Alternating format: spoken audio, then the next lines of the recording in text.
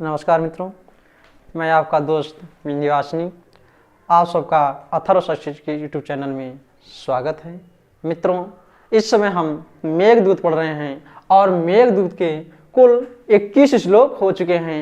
आज हम अगला श्लोक यानी 22वां श्लोक पढ़ेंगे। ठीक, तो कितने श्लोक पढ़ चुके हैं? 21 श्लोक पढ़ चुके हैं। आज हम अगला श्लोक यानी 22वां श्लोक पढ़ेंगे। ठीक, तो आइए देखते हैं उसमें क्या है। ठीक, चलिए।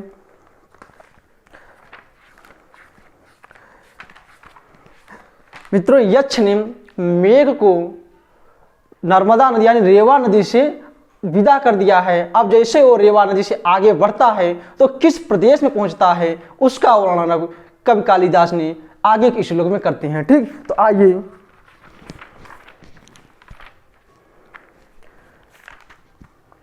बाईसवां श्लोक, इसको हम एक बार व्हाइट बोर्ड पर लिखकर एक एक शब्द के अर्थ को आप लोगों को स्पष्ट करेंगे। ठीक, तो आइए पहले इसको व्हाइट बोर्ड पर लिखते हैं। अम्भो बिंदु, क्या है? अम्भो बिंदु,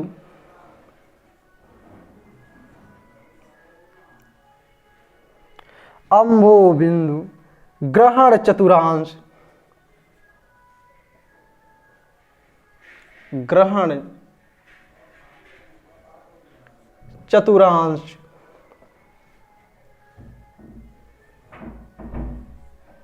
चातकान,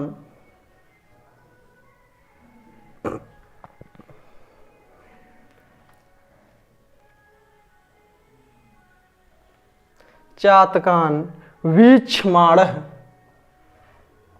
क्या है? वीक्षमाण, वीक्षमाणा। ठीक, दूसरी पंक्ति देखिए। श्रेणीभूता,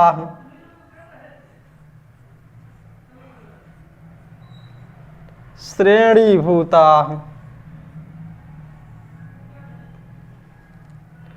परिगणनया, परिगणनया,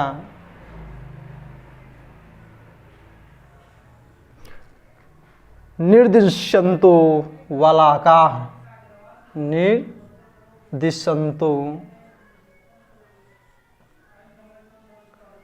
निर्दिशंतो वलाका, वलाका। ठीक, आइए तीसरी पंक्ति देखिए।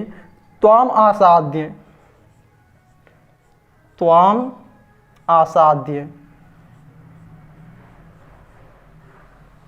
त्वाम आसाद्य अस्तनित समये, अस्तनित समये,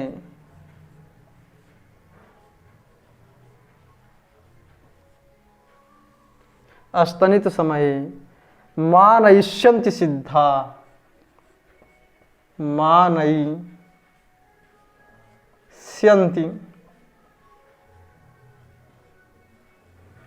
सिद्धा,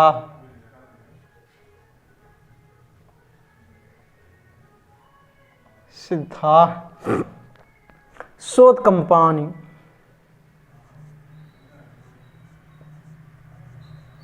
शोधकंपान,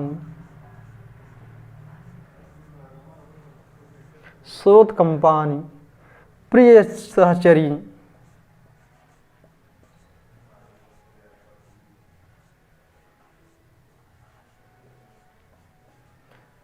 प्रिय सहचरी संभ्रम,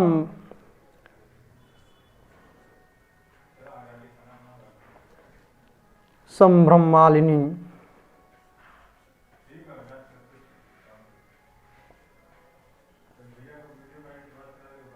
गीतानि,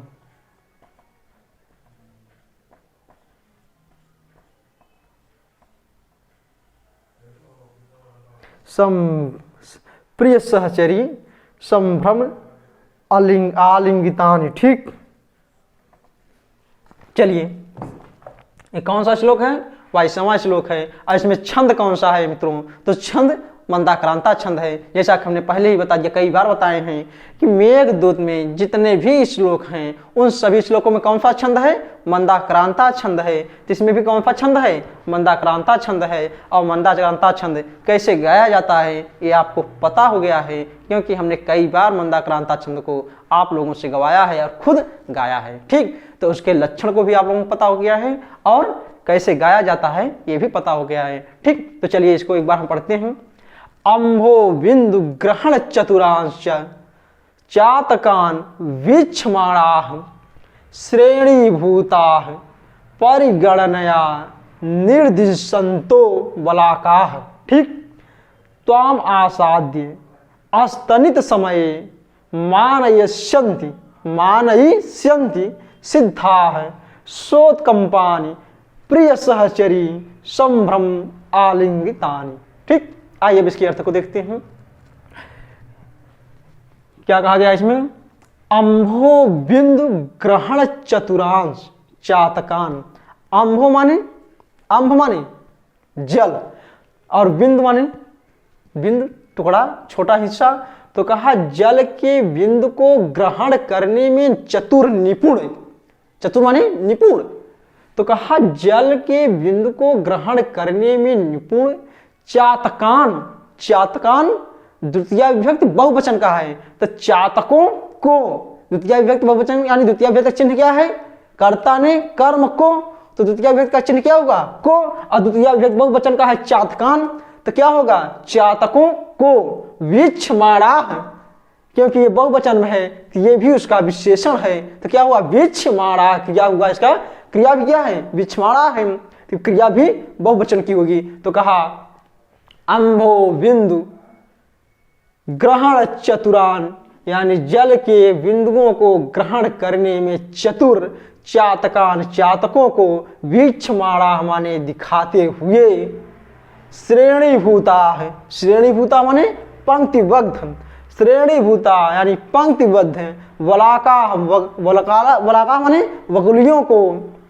परिगणनया, परिगणनया माने गणना के द्वारा, परिगणनया माने गणना के द्वारा, निर्दिशंतो माने दिखा रहा है।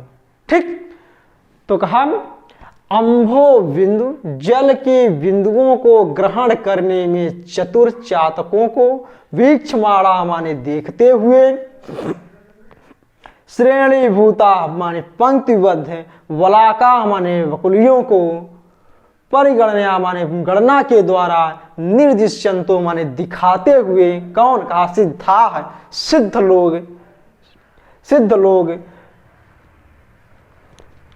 सोत्कंपान प्रिय सहचरी संभ्रम विलंघन का सिद्धा माने सिद्ध लोग। अस्तनित समय, अस्तनित माने गर्जना, समय माने समय, यानी गर्जना के समय में। सिद्धा माने सिद्ध लोग गर्जना के समय में। सोत्कंपान, कंपन के साथ, यानी कंपन सहित। प्रिय सहचरी, पत्नियों के साथ। संभ्रम माने भ्रम यानी घबराहट से। आलिंगतान, आलिंगन को। आसाध्य माने प्राप्त करके। त्वाम माने तुमको। मानयिष्यन्ति माने कृतज्ञ होंगे, यानी तुम्हारे प्रति कृतज्ञ होंगे। ठीक, यानी इस श्लोक में ऊपर की पंक्ति में चातक, फिर दूसरे पंक्ति में वकुलियां, वलाका, और फिर लास्ट के पंक्ति में उन सिद्धों के प्रति कृतज्ञता को बताया गया है। यानी इसमें कहा गया कि जब आप जल को ग्रहण करने में चतुर चातकान, चातक माने पपीहा, चातक माने पपीहा। पपीहा क्या विशेषता है? पपीहा सिर्फ स्वाति नक्षत्र के जल को ग्रहण करता है, और भी स्वाति नक्षत्र के जल यदि पृथ्वी पर पड़ जाते हैं तो पृथ्वी के जल को, यानी स्वाति नक्षत्र के जल जब पृथ्वी पर पड़ जाते हैं तो पृथ्वी पर पड़े हुए जल को पपीहा नहीं पान करता है, वो सिर्फ स्वाति नक्षत्र के बूंद को गिरते समय ही पान कर लेता है, रास्ते में उसको पान कर लेता है, रास्ते में उसको कैच कर लेता है, पकड़ लेता है। ठीक, लेकिन वो जब स्वाति नक्षत्र का बूंद पृथ्वी पर गिर जाता है तो पृथ्वी से उसको नहीं ग्रहण करता। तो कहा कि अम्ब बिंदु यानी जल को ग्रहण करने में चतुर जो निपुण होगा तो वही तो गिरते हुए जल को ग्रहण कर पाएगा। तो कहा जल को ग्रहण करने में निपुण कौन? पपीहा यानी चातकों को।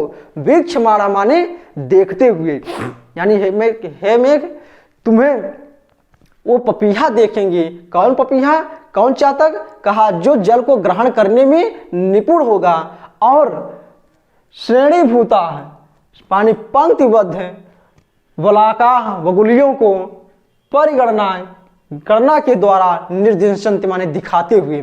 और जब आप आकाश मंडल में छा जाएंगे तो उस समय बकुलियां भी पंक्तिबद्ध होकर आकाश में विचरण करेंगी। बकुलियां किस प्रकार से चलती हैं? बकुलियां एक पंक्ति से चलती हैं, और जब पंक्तिबद्ध होकर बकुलियां आकाश में भ्रमण करेंगी तो उस समय सिद्ध लोग अपने पत्नियों को अब उन बकुलियों की गणना के माध्यम से कि 1 2 3 4 इस प्रकार से गणना के माध्यम से उन बकुलियों को दिखाएंगे। कौन? सिद्ध लोग। किसको? अपने पत्नियों को। तो कहा कि पंक्तिबद्ध वलाका माने बकुलियों को गणना के द्वारा निर्दिष्टंतो माने दिखाते हुए सिद्ध लोग अस्तनित समय, गर्जना के समय, जब आप उस आकाश मंडल में छा जाएंगे तो जब आप गर्जेंगे तो जब गर्जना के समय जिस समय आप गर्जेंगे उस समय वो स्त्रियां यानी उस सिद्धों की स्त्रियां घबराहट के कारण भयभीत यानी घबरा जाएंगी, और घबराहट के कारण उसके पास जो प्रीतम लोग रहेंगे उससे आलिंगन कर लेंगे, उससे चिपक जाएंगी। और ये चिपकना यानी ये आलिंगन करना प्रेमी लोग पहले से ही सोचे रहते हैं, लेकिन वो किसी कारणवश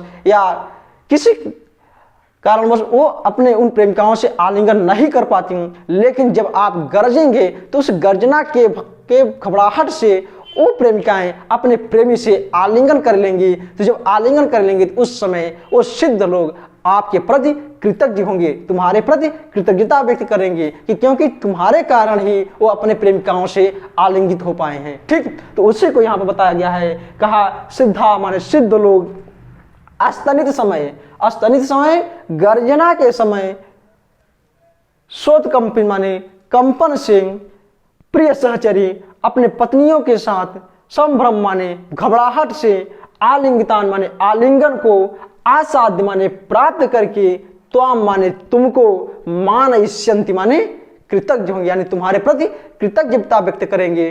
ठीक, चलिए एक बार फिर से देखिए इसको, फिर आगे चलते हैं यहाँ के श्लोक की ओर। कहा अम्भो बिंदु ग्रहण चतुरांश चातकान वीक्षमाणा। अम्भो बिंदु, अम्भ माने होता है जल, बिंदु माने टुकड़ा, यानी जल की बूंदों को ग्रहण करने में चतुरांश चतुर, चातकान माने चातकों को, वीक्षमाणा माने देखते हुए, यानी जो चातक लोग हैं उनकी क्या विशेषता है? वो स्वाति नक्षत्र के जल को ग्रहण करने में निपुण होते हैं। वो क्या होते हैं? वो स्वाति नक्षत्र के जल को ही ग्रहण करते हैं और उस नक्षत्र के जल को पृथ्वी पर आने से पहले ही ग्रहण कर लेते हैं। पृथ्वी पर जो जल पड़ा रहता है उसको लोग नहीं ग्रहण करते। तो हाँ, ऐसे निपुण, ऐसे चातक जो स्वाति नक्षत्र के जल को ग्रहण करने में निपुण हैं, उन चातकों को वीक्षमाणा है देखते हुए श्रेणीभूता पंक्तिबद्ध, श्रेणीभूता है पंक्तिबद्ध है, वलाका माने वकुलियां, वलाका माने वकुलियां, परिगणना गणना के द्वारा निर्दिशंतो माने दिखाते हुए, सिद्धा माने सिद्ध लोग, सिद्धा माने सिद्ध लोग अस्तनित समय, ध्यान रखना मित्र, अस्तनित माने होता है गर्जना।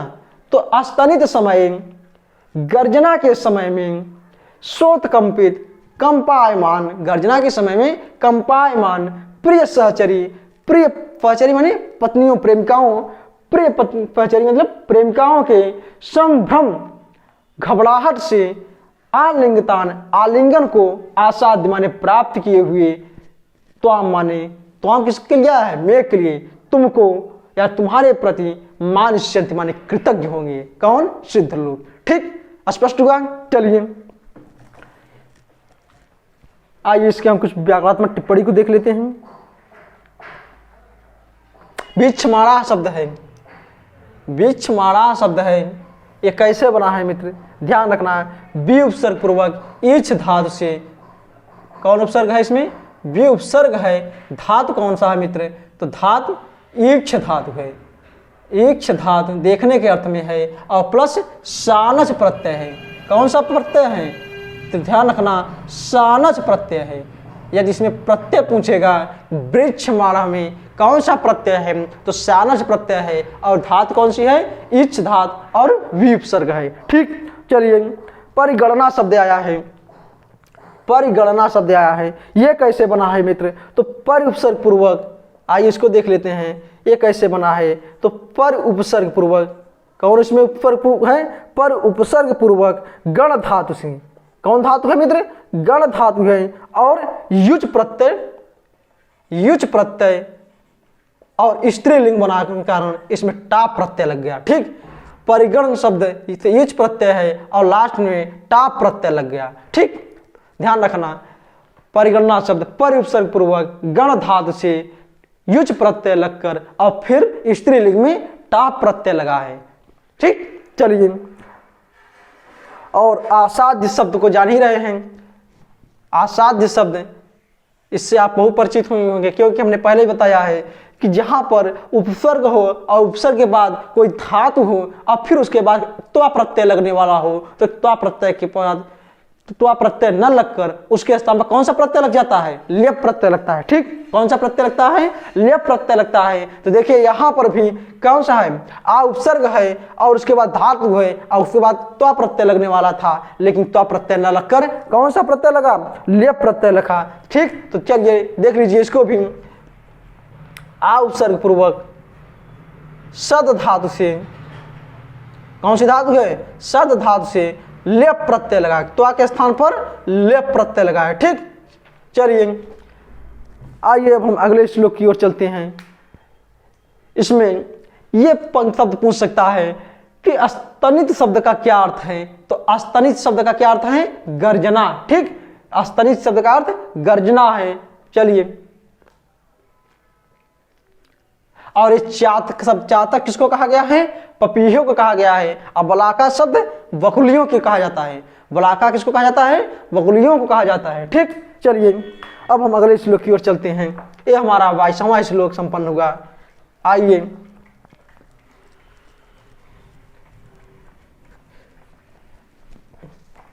मेघ कहाँ पहुंचा है? इसमें मेघ इस समय रेवा नदी को पार कर रहा है। ठीक, अभी तो सबसे पहले उसको कौन सा देश मिला था? तो ध्यान रखना, ये भी बहुत एग्जाम में पूछता है।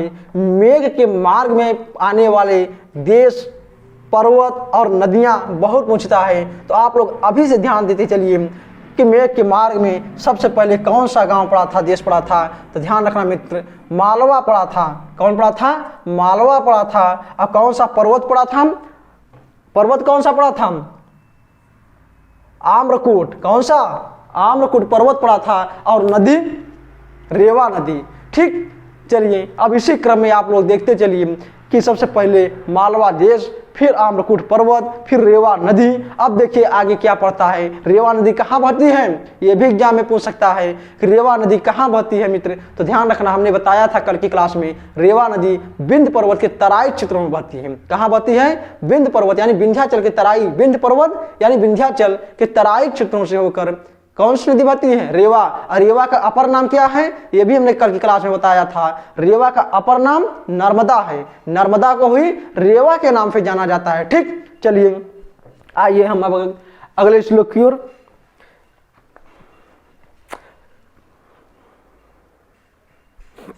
आइए, क्या है? उत्पश्यामि।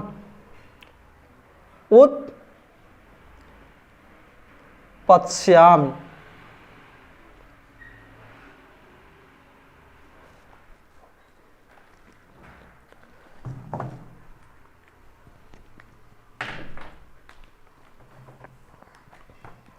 उत्पश्यामि द्रुतमपि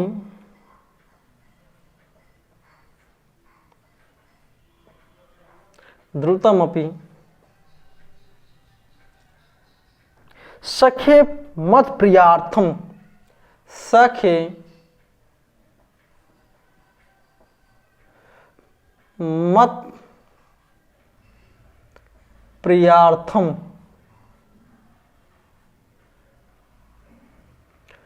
सखे मत प्रियार्थम यासोह, यासोह। ठीक, आइए दूसरी पंक्ति देखिए। कालाक्षेपम, कालक्षेपम,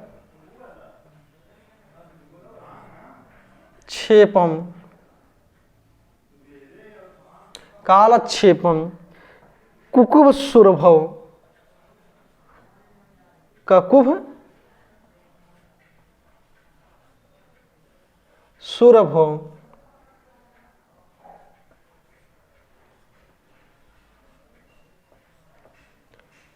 ककुभ सुरभव पर्वते पर्वते ते, पर्वते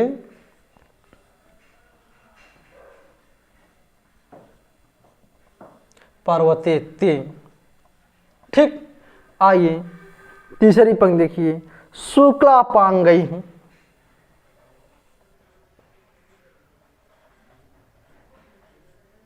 शुक्लापांगई,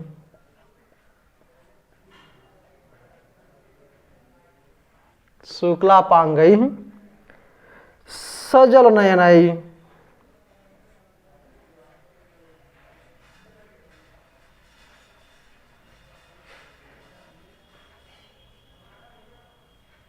सजल नयनई स्वागतीकृत्य केका, स्वागती कृत्य केका।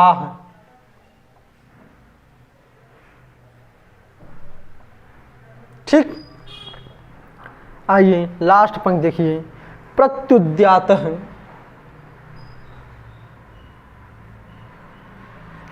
प्रत्युद्यात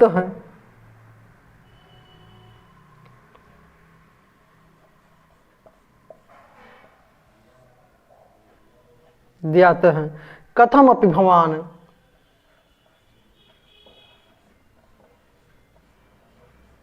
कथम अपि भवान, कथम अपि भवान गंतुम आशु व्यवस्येत, गंतुम आशु व्यवस्येत, व्यवस्येत। ठीक, चलिए आइए, ये कौन सा श्लोक है? मेघदूत का पूर्व मेघ। कौन सा मेघ? उत्तर मेघ नहीं मित्र, पूर्व मेघ भी चल रहा है, तो पूर्व मेघ का 23वां श्लोक है। ठीक, तो आइए इसको एक बार फिर से पढ़ते हैं।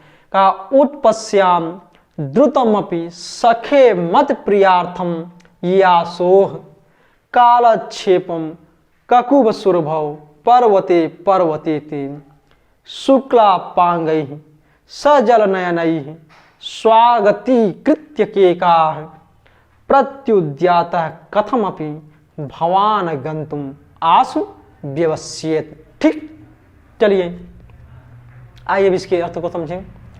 कहा सखे शब्द संबोधन का है। ठीक, सखे शब्द संबोधन का है। और किसके लिए संबोधन किया गया है? सखे शब्द मेघ के लिए। कौन कह रहा है? यक्ष कह रहा है। किससे? मेघ से। ठीक, तो ध्यान रखना, ये पूर्व मेघ में पूरी वृत्तांत यक्ष मेघ से कह रहा है। ठीक, तो आइए कह रहा है मेघ यक्ष कि हे मित्र, मित्र यानी मेघ से कह रहा है कि हे मित्र, उत्पश्याम द्रुतमपि मत प्रियार्थम यासुम। हे मित्र, मत प्रियार्थम, मेरे प्रिय के लिए, द्रुतम अपि शीघ्र ही, ययासो, यासो माने या धातु है जाने के अर्थ में। तो कहा हे मित्र, मेरे मत, मेरे प्रियार्थम माने प्रिय के लिए, द्रुतम, द्रुत माने शीघ्र, यासो माने जाने के इच्छुक, सन प्रत्यांत है तो जाने के इच्छुक, उत्पश्याम माने संभावना। तो कहा कि हे मित्र, मेरे प्रिय के लिए, मत प्रियार्थे, मेरे प्रिय के लिए द्रुतमपि शीघ्र ही जाने के इच्छुक उत्पत्स्याम माने संभावना करता हूं, कालक्षेपम माने कुछ समय तक, ककुब सुरभव, ककुब माने कुटज, सुरभ माने सुगंधित, यानी कुटज के पुष्प से सुगंधित पर्वते पर्वते माने प्रत्येक पर्वत पर, ते माने तुम्हारे, कालक्षेपम माने कुछ समय तक रुकने की, उत्पत्स्याम माने संभावना करता हूं। ठीक, आइए फिर से देखिए, यक्ष मेघ से कह रहा है कि हे मित्र सखे, हे मित्र, मत प्रियार्थम, मेरे प्रिय के लिए, यानी जो मेघ कार्य करने जा रहा है वो मेघ किसके प्रिय के लिए कार्य करने जा रहा है, किसके हितार्थ के लिए कार्य करने जा रहा है, यक्ष के हितार्थ के लिए कार्य करने जा रहा है।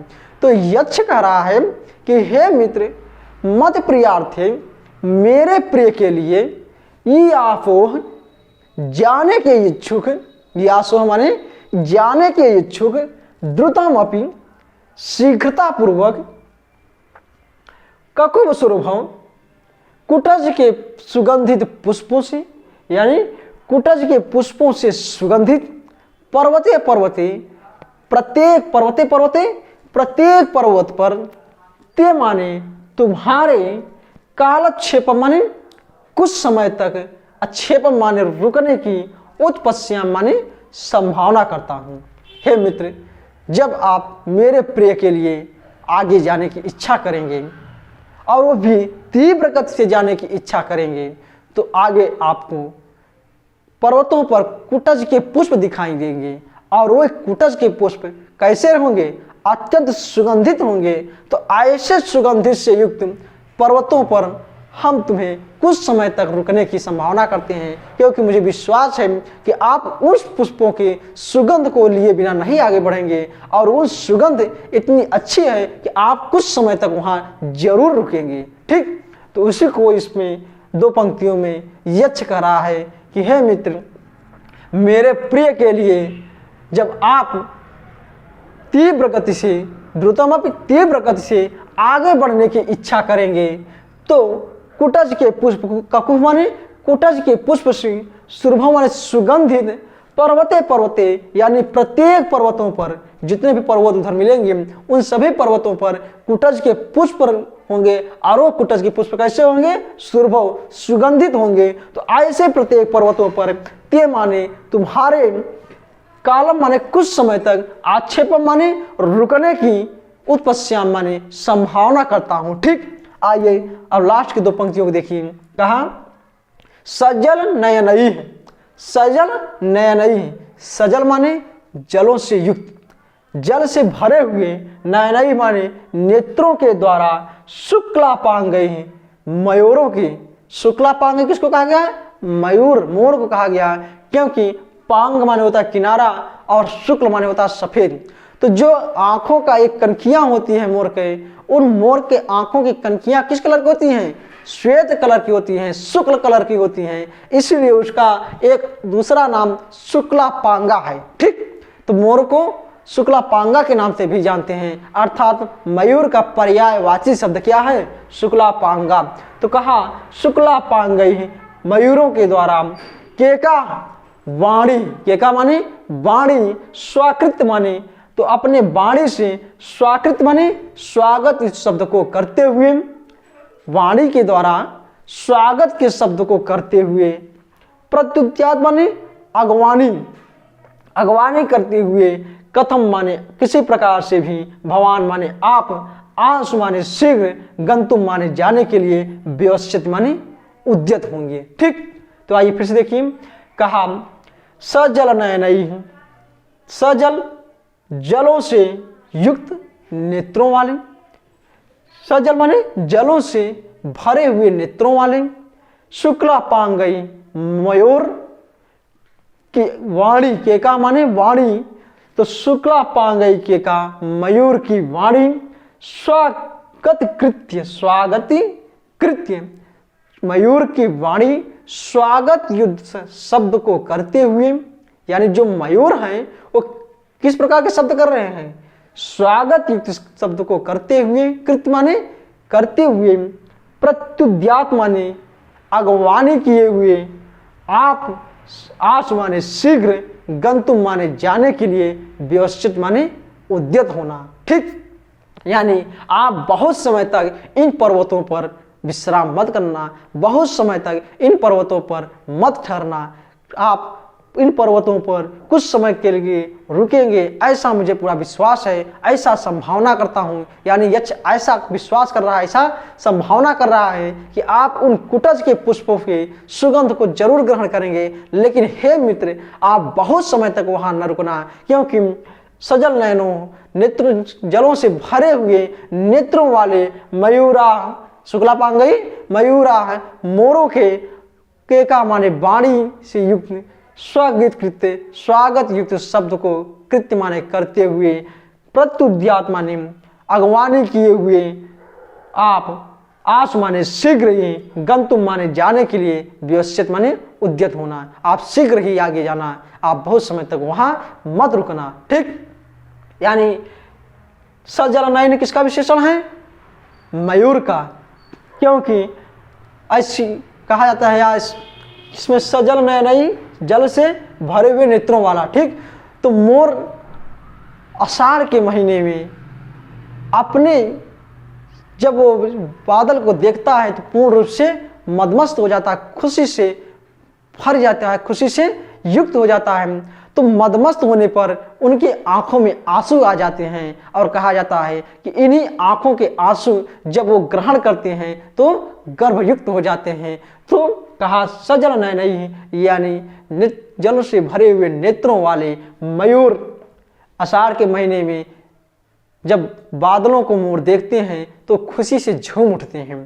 तो उसी के विषय में कहा गया कि आषाढ़ का महीना है, आप जब आकाश मंडल में उमड़ेंगे तो उस समय मयूर आपको देखेंगे तो वो खुशी से झूम उठेंगे, और खुशी से झूमने के कारण उनकी आंखों में आंसू आ जाएगा, और ऐसे आंखों में आंसू को भरे हुए नेत्रों वाले मयूर, शुक्लापांग यानी मयूर वाणी, और वो आषाढ़ के महीने में जब खुशी से झूम उठते हैं तो नाचते हैं और साथ ही साथ शब्द भी करते हैं, बोलते हैं। तो कहा नेत्रों जलों से भरे हुए नेत्रों वाले मयूर की वाणी स्वागत करते, आपके स्वागत करते, आपके स्वागत युक्त शब्द को करते हुए प्रत्युद्यात माने अगवानी करेंगे। ठीक, और आप शीघ्र ही जाने के लिए उद्यत होना। ठीक, तो आइए एक बार फिर इसको देखिए, फिर आगे चलते हैं। कहा उत्पश्याम द्रुतमपि सखे मत प्रियार्थम यासो, उत्पश्याम द्रुतमपि सखे, हे मित्र मेरे प्रिय के लिए जाने, यासो माने जाने के इच्छुक, द्रुतम माने तीव्र गति से, कुटज के पुष्पों से सुगंधित प्रत्येक पर्वतों पर कुछ समय तक रुकने की संभावना करता हूं। सजल नेत्रों, जल से भरे हुए नेत्रों वाले मयूर की वाणी आपके स्वागत युक्त शब्द करेंगे, यानी मयूर की वाणी आपके स्वागत के लिए शब्द करेंगे, और ऐसे स्थिति में प्रद्युत्यात वो आपकी अगवानी करेंगे, और भगवान आप गंतुम आस माने शीघ्र ही, गंतुम माने जाने के लिए, उद्यत होना, व्यवस्थित माने उद्यत होना। ठीक, चलिए स्पष्ट हुआ। चलिए आइए इसमें कुछ व्याकरणात्मक टिप्पणी देख लेते हैं। सजल नयनैहि, सजल नयनैहि में कौन सा समास है? बहुब्रीहि समास है मित्र, ध्यान रखना। कौन सा समास है? बहुब्रीहि समास है। अगर सजल नयनैहि शब्द आएगा तो इसमें बहुब्रीहि समास होगा। किसका विशेषण है? ये मोर का विशेषण है। ठीक, चलिए, और यासों में मैंने पहले ही बता दिया था, या धातु है और सन प्रत्यय है। अगर इसमें धातु पूछेगा तो या धातु सन प्रत्यय है। सन प्रत्यय किस अर्थ में लगता है?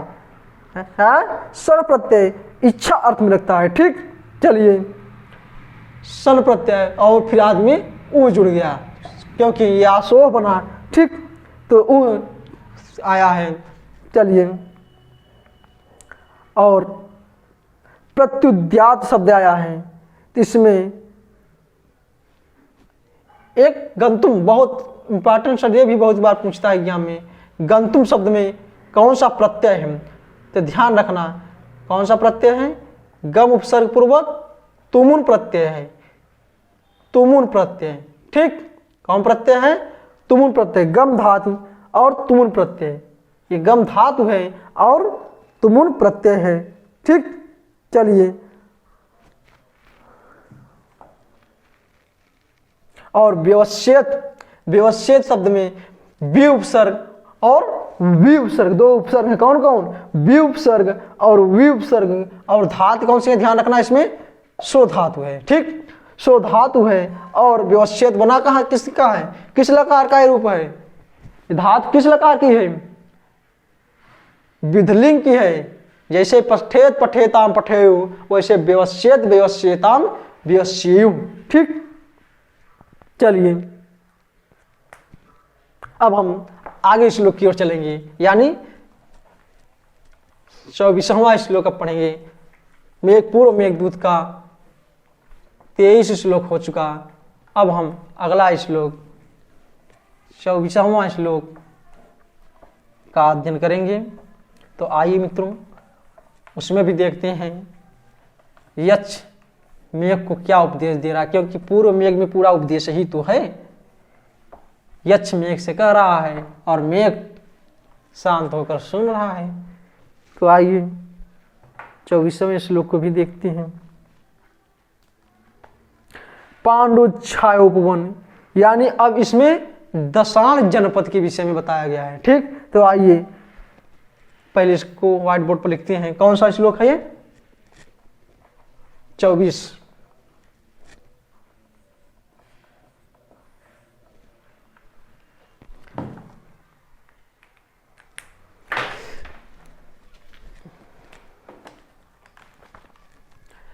आइए इसको कहा पांडुच्छाया, पांडुच्छाया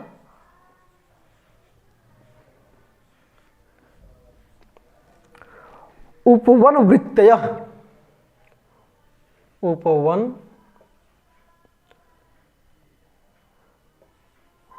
वृत्तयः पांडुच्छाया उपवन वृत्तयः केतकैः सूचि भिन्नैः, केतकैः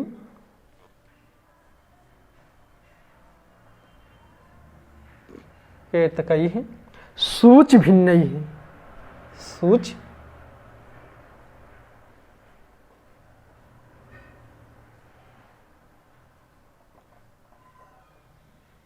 सूचि भिन्नैः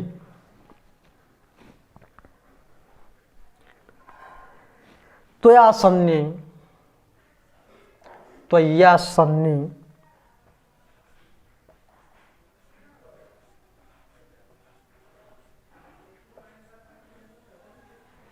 त्वयासन्ने,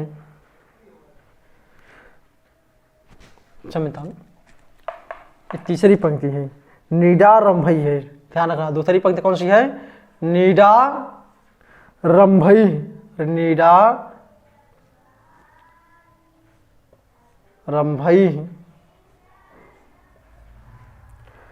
गृह बलिभुजाम, गृह बलिभुजाम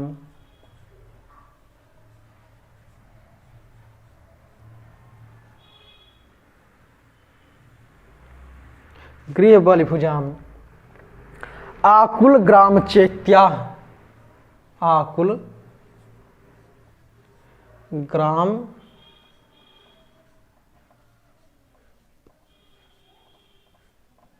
चैत्या। ठीक, आइए तीसरी पंक्ति देखिए अब, त्वयासन्ने,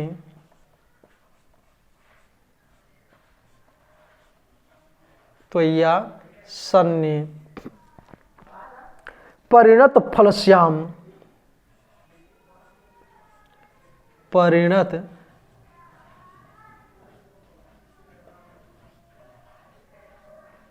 फलस्याम, परिणत फलश्याम जम्बू वनांता, जम्बू वनांता।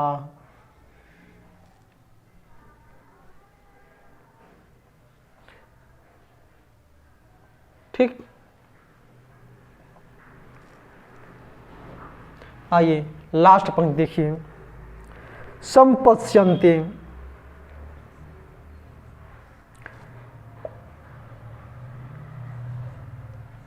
संपत्स्यन्ते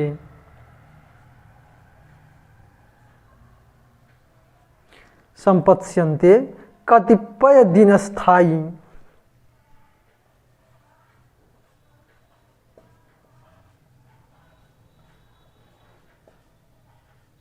कतिपय दिन अस्थायी हंसा,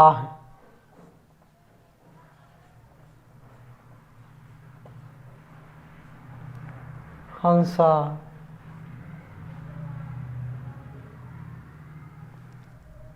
दशाणाः,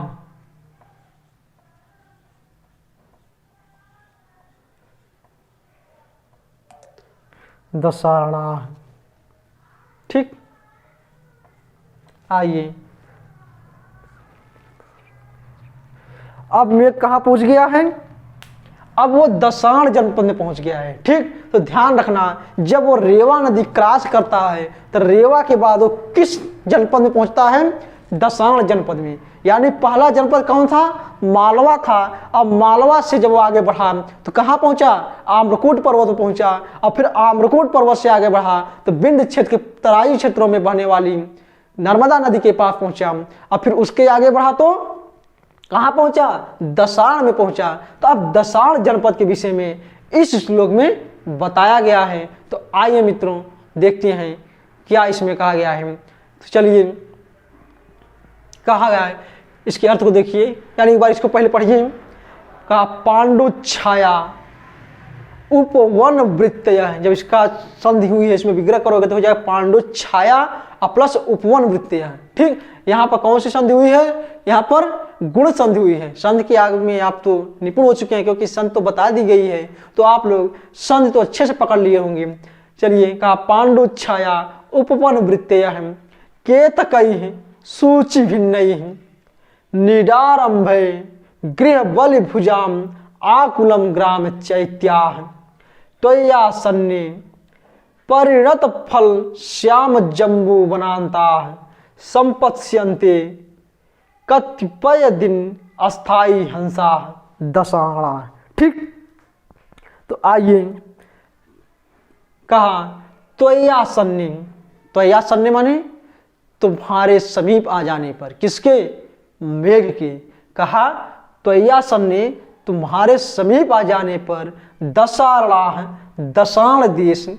ठीक, दशाण जनपद सूची भिन्नैः, सूची भिन्नैः, सूची भिन्नैः कलियों के अग्रभाग वाले, यानी सूची भिन्नैः माने कलियों से अग्रभाग के विकसित हो जाने पर। सूची भिन्नैः कलियों के अग्रभाग के विकसित हो जाने पर केतकैः, केतकी के पुष्प के, केतकी के पुष्प यानी कलियों के अग्रभाग विकसित हो गए हैं, ऐसे केतकी के पुष्प से पांडु छाया पीली छाया वाले उपवन वृत्तियां, उपवन से घिरा हुआ। यानी अब दशाण देश के विषय में बताया गया है कि यानी जब तुम दशाण देश में पहुंच जाओगे, दशाण देश तुम्हें पाकर वो किस प्रकार से हो जाएगा, उसका स्वरूप किस प्रकार से दिखने लगेगा, उसी के विषय में इस श्लोक में बताया गया है मित्रों। तो कहा त्वय्यासन्ने तुम्हारे पास, यानी तुम्हें समीप पाकर दशाणाः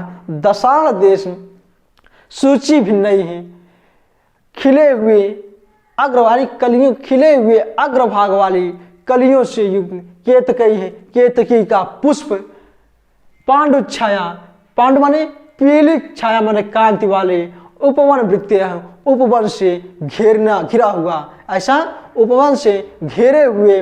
और कैसा है? कहा निडारंभै गृह बलि भुजाम आकुल ग्राम चैत्या। एक तो दशाण देश का ये विशेषण बताया गया, को दशाण देश किस प्रकार से दिखेगा, वो कैसे दिखेगा? सूची भिन्नैः कलियों के अग्रभाग के विकसित हो जाने वाले केतकी के पुष्पों से पीले कांति वाले उपवन से घिरा हुआ दिखेगा। ठीक, जब आपको समीप पाएगा, आप जब उस दशाण देश में पहुंचेंगे तो उस समय केतकी का पुष्प खिल जाएगा। और जब केतकी के पुष्प खिल जाएंगे तो केतकी का पुष्प किस कलर का होता है? पीले कलर का होता है। तो कहा उन जो दशाण देश है वो दशाण देश पीले कलर से वनों से घिर जाएगा। फिर कहा और कैसा हो जाएगा?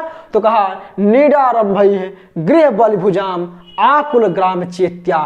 ठीक, कहा गृह बलि, गृह माने घर की बलि को, भुजाम माने खाने की, घर की बलि को, गृह बलि को खाने वाले, भुजाम गृह बलि को खाने वाले पक्षियों से युक्त, नीडारंभई है घोंसलों वाले, आकुलम माने व्याप्त, ग्राम चैत्या है ग्राम के गलियों की जो पवित्र वृक्ष हैं उन वृक्षों से युक्त हो जाएगा। यानी मित्रों, जब ये मेघ दशाण देश में पहुंचेगा तो दशाण देश में जो पक्षी हैं, जो पक्षी गृह बल यानी घर के बलि को खाते हैं, उन ऐसको पक्षी क्या करने लगेंगे?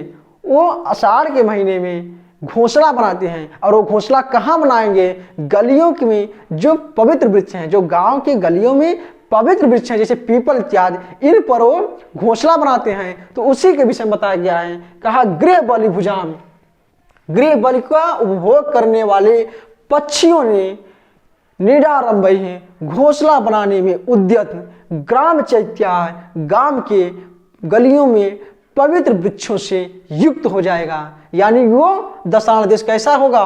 वो दशाण देश पक्षियों को घोंसला बनाने वाले उन गलियों में पवित्र वृक्षों से युक्त हो जाएगा। यानी जो गली में पवित्र वृक्ष हैं वो पवित्र वृक्ष पक्षियों के घोंसला से युक्त हो जाएंगे। और क्या हो जाएंगे?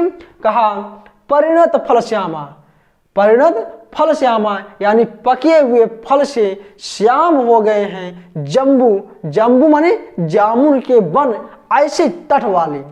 यानी आषाढ़ के महीने में जामुन कब पकती है मित्र? जामुन आषाढ़ के ही महीने में तो पकती है। और कौन सा महीना में प्रवेश कर रहा है? आषाढ़ ही महीने में दशाण में पहुंचा है। तो जब ये बादल आकाश में पहुंचेगा तो उस दशाण देश कैसा लगेगा? कहा जब दशाण देश में जो जामुन के वृक्ष हैं वो जामुन के वृक्ष पक जाएंगे। जामुन के वृक्ष यानी जामुन में जो फल लगे रहेंगे वो क्या हो जाएंगे? पक जाएंगे। और जब जामुन का फल पक जाता है तो किस कलर का हो जाता है? श्याम वर्ण का हो जाता है। तो उसी के विषय में यहाँ बताया गया। कहा परिणत फल, परिणत माने पके हुए फलों से श्याम वर्ण हो गए जामुन के वन वाले ऐसे उपांत यानी तटों वाला वह दशाण देश हो जाएगा। और कैसा होगा?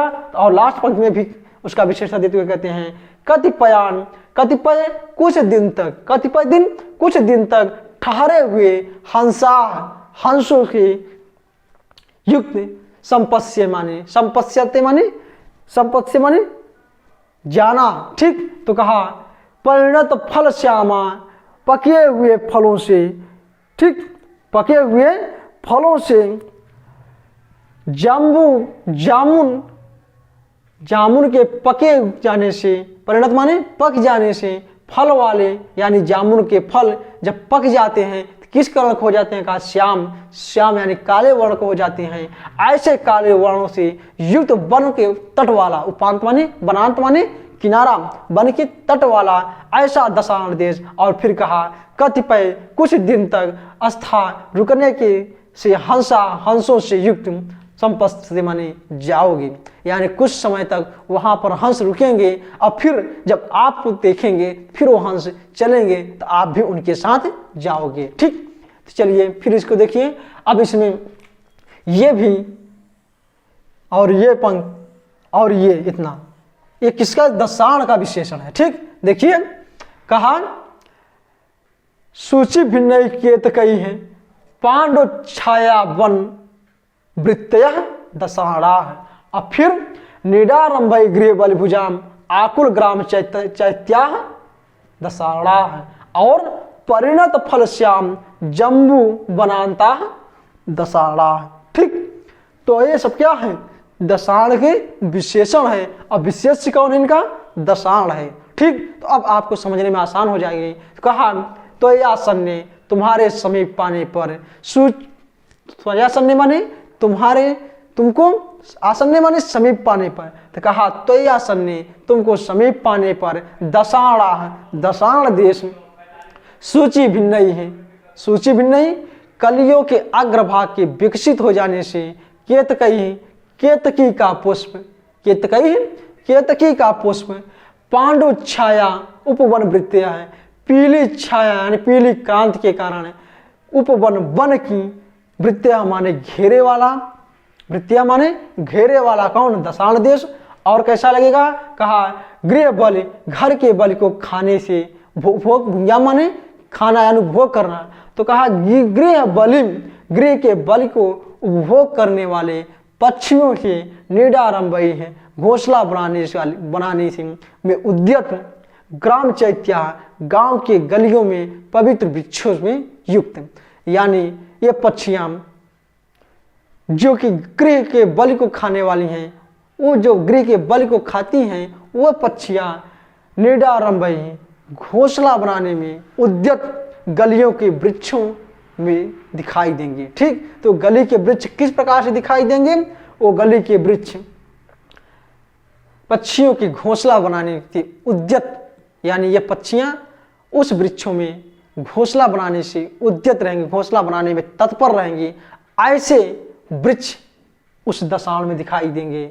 और कहा परिणत फलश्याम जम्बू बनांत, पके हुए फलों से यानी जामुन के फलों के पक जाने से शाम हो गया है, काला हो गया है वन का तट वाला ऐसा दशाण देश कतिपय दिन, कुछ दिन तक अस्थायी रुके हुए हंसों वाले होकर संपत्ति माने तुम जाओगे।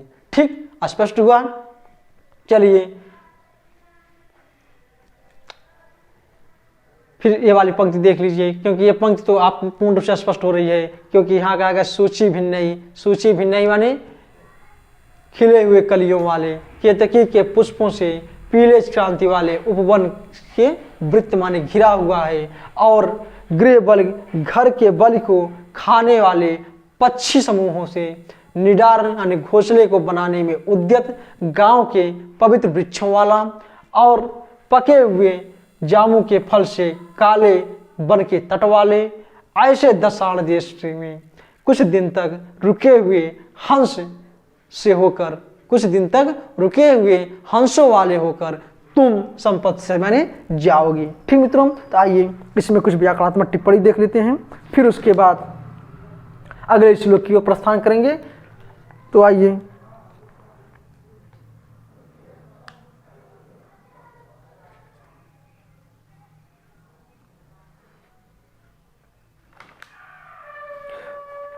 परिणत शब्द आया है, ध्यान रखना कौन?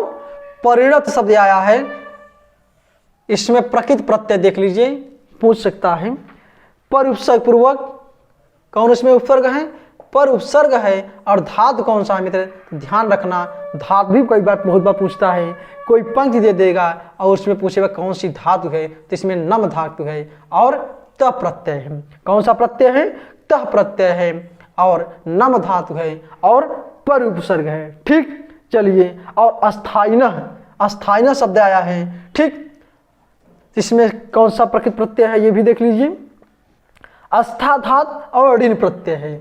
अस्थायिन में अस्था धातु रुकने के अर्थ में है, ठहरने के अर्थ में है, और ऋण प्रत्यय है। कौन प्रत्यय है? ऋण प्रत्यय है। ठीक, चलिए अब हम अगले श्लोक की ओर प्रस्थान करेंगे, यानी पूर्व में का 24 श्लोक हो गया है। अब हम अगले यानी 25वें श्लोक की ओर बढ़ेंगे। यक्ष ने मेघ को कहाँ पहुंचाया है? इस समय दशाण जनपद में प्रवेश करा दिया है, और इसमें दशाण जनपद के विशेषताओं का वर्णन किया, यानी उनकी सुंदरता किस प्रकार से लग रही है। जब मेघ दशाण जनपद में प्रवेश कर चुका तो उस समय दशाण जनपद का स्वरूप किस प्रकार से दिखाई दे रहा है, उसके विषय में कालिदास ने इस श्लोक में स्पष्ट किया। अब हम अगले श्लोक यानी 25वें श्लोक में चलेंगे और देखते हैं उसमें क्या लिखा गया है, यानी उसमें मेघ किस प्रकार से मेघ का वर्णन किया गया है। तो आइए 25वें श्लोक में चलते हैं। कहा तेषाम दिक्षु, तेषाम दिक्षु, तेषाम दिक्षु प्रथित विदिशा, प्रथित विदिशा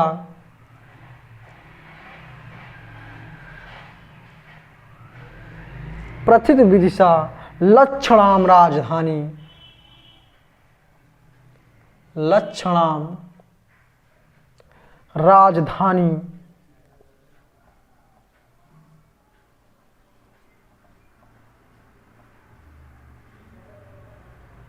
ठीक, आइए गत्वा सद्य, गत्वा सद्य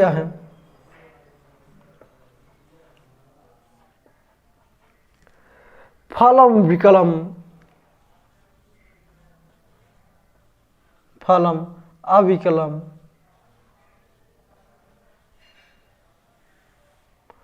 अविकलम कामक कामुकत्वस्य लब्ध्वा, कामुकत्वस्य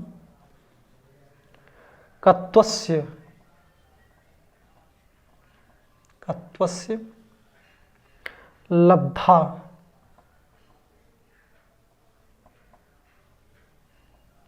ठीक, आइए तीसरी पंक्ति देखिए। तीरोपांतस्तनित, तीरोपांतस,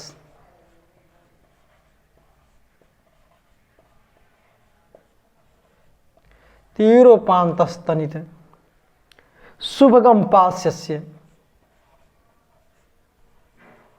शुभगम पास्यस्य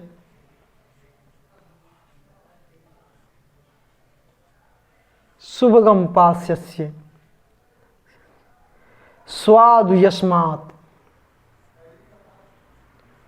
स्वादु यस्मात्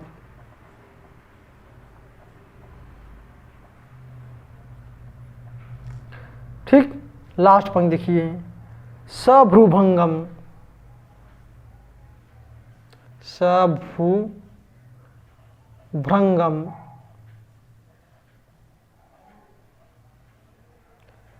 सभ्रुभंगम मुखम युपयो,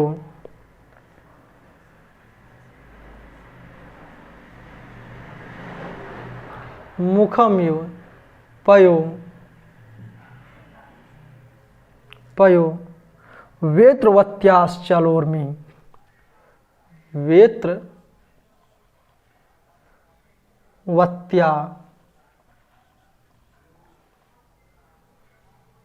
चलोर्मि।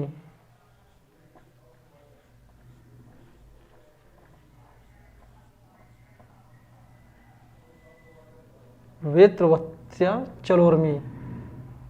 ठीक, आइए इसको एक बार फिर से पढ़िए।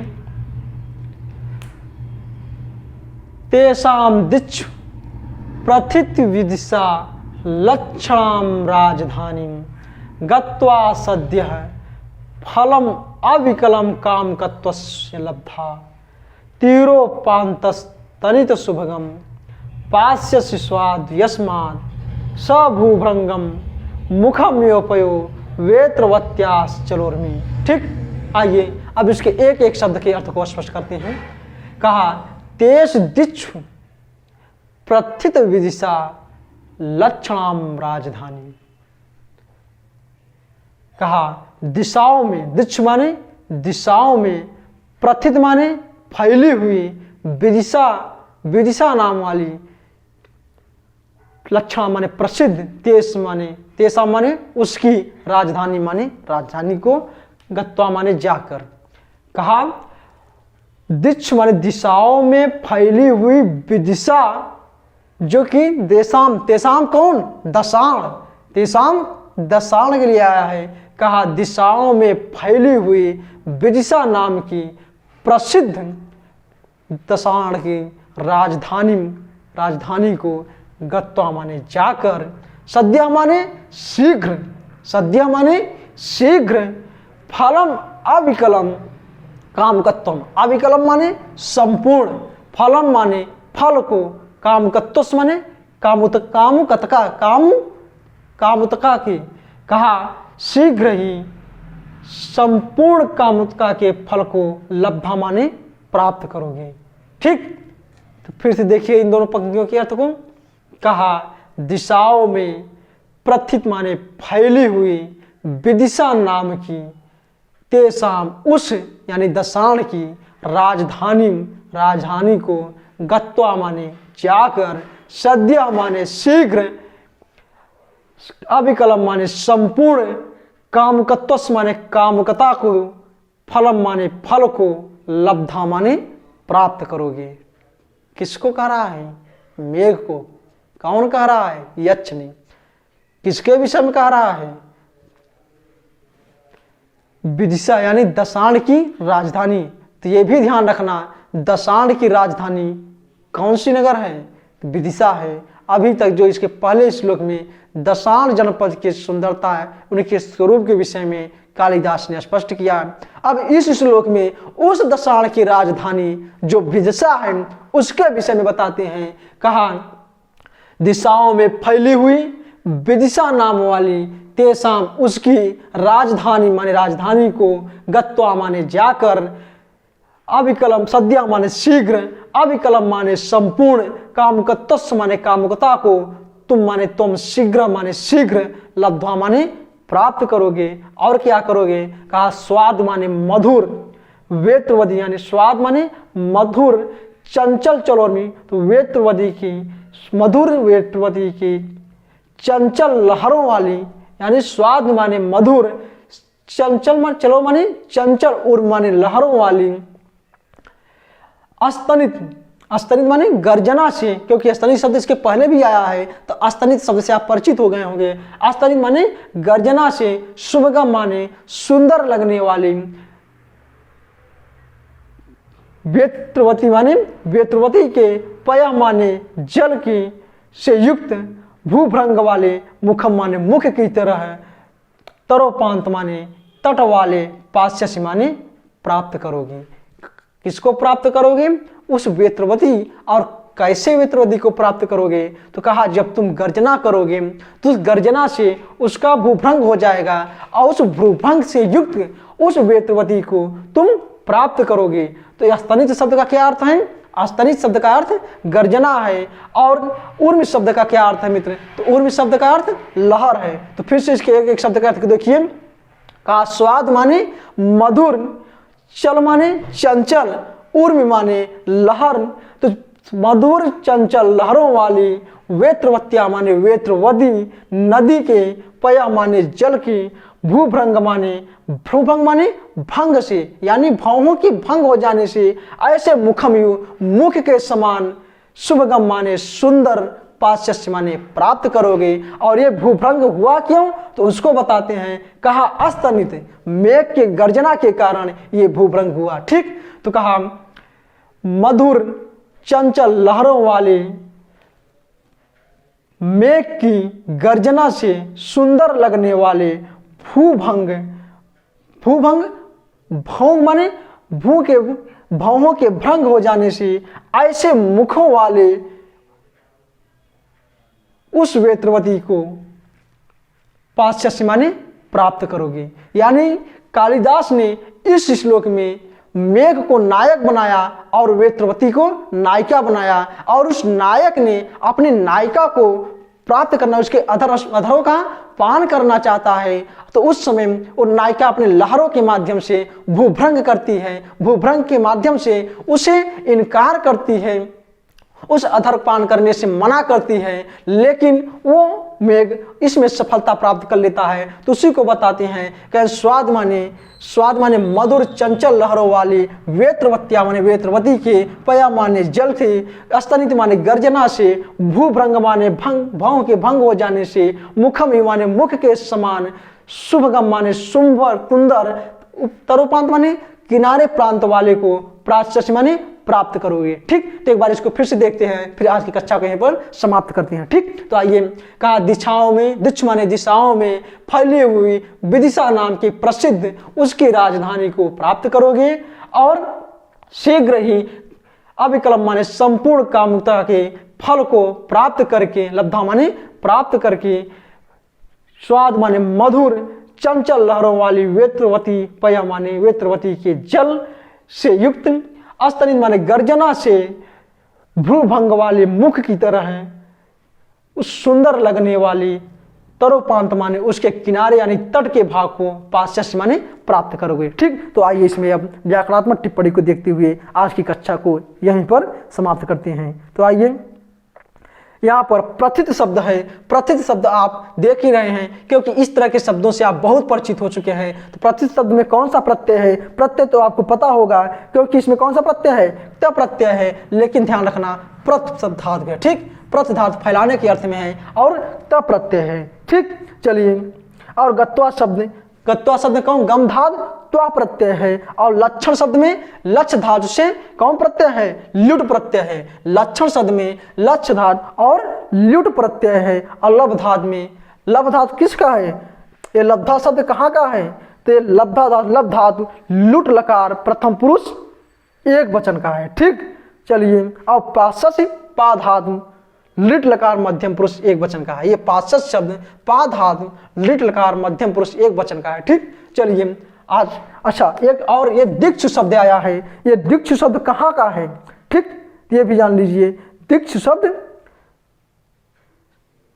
सप्तमी विभक्ति बहुवचन का है। ठीक, कहाँ का है? सप्तमी विभक्ति बहुवचन का है। चलिए, अभी तक हम पूर्व मेघ के कुल 25 श्लोक तक पढ़ चुके हैं। अब हम अगला श्लोक यानी 26वां श्लोक कल प्रारंभ करेंगे। आज के लिए इतना ही काफी है, फिर हम आपको अगले दिन मिलेंगे। तब तक के लिए नमस्कार और शुभ रात्रि।